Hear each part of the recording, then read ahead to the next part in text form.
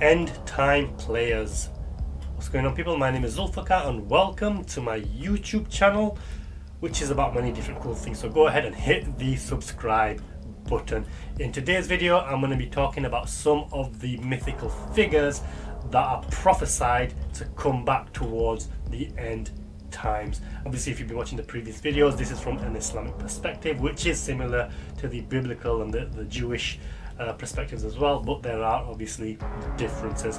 In this video, I'm just going to talk about some of the individuals and some of the groups that are said to be on their way. So obviously, if you saw the last video I did on the end times, it was about the Antichrist Dajjal.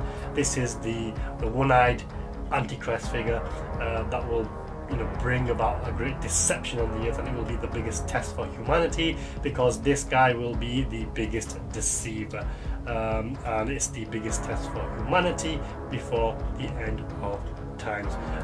Now, in response or in opposition to the Dajjal, the first figure of light, of good in the Islamic perspective, will be the Imam Mahdi. So this is a rightly guided leader, a descendant of the Prophet Muhammad, may peace be upon him, and he will be there to unite the Muslims and lead the fight against the Dajjal and the Dajjal's system.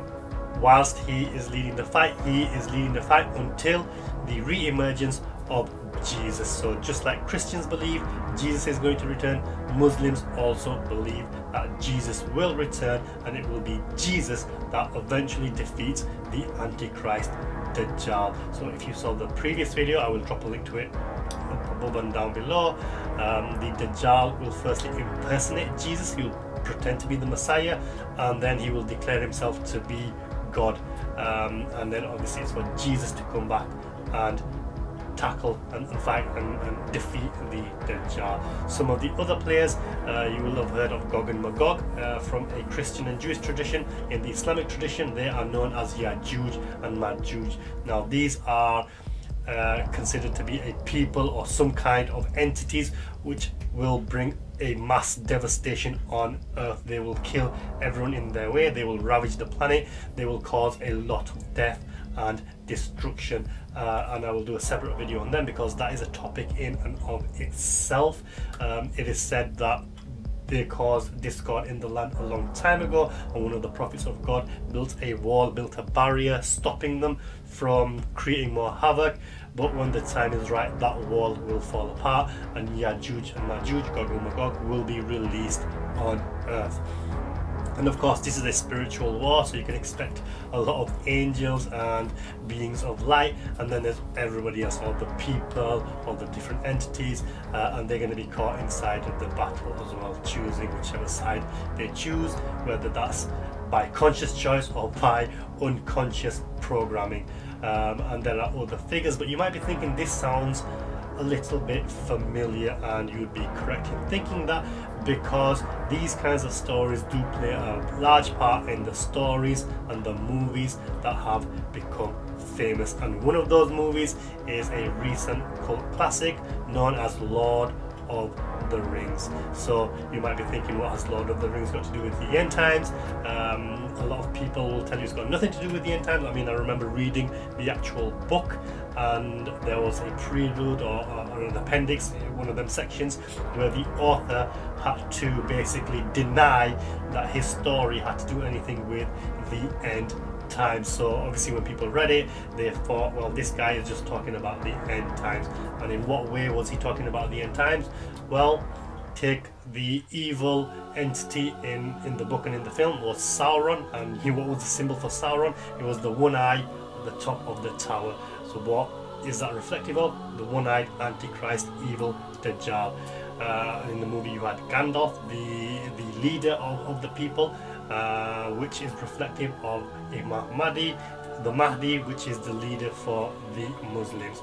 And you have Aragorn, the leader of men, and if you remember the movie, it was called Return of the King, and that is symbolic of Jesus, the return of the King Jesus. And then you've got Gog and Magog, which is symbolic of the orcs and all those nasty demon type characters, and then you have the Elven Lords and Legolas, and that is a depiction of the the angels, etc. And then obviously Frodo, hobbits, all of them, those are all the people caught in Middle Earth, which is symbolic for all the people caught in the middle in the real world. So then you might be thinking, well, what about the one ring to rule them all? What's all that about? Well, it may be something to do with the Ring of Solomon. Now, I will let you do your own research and find out about the mythical characteristics of the Ring of Solomon.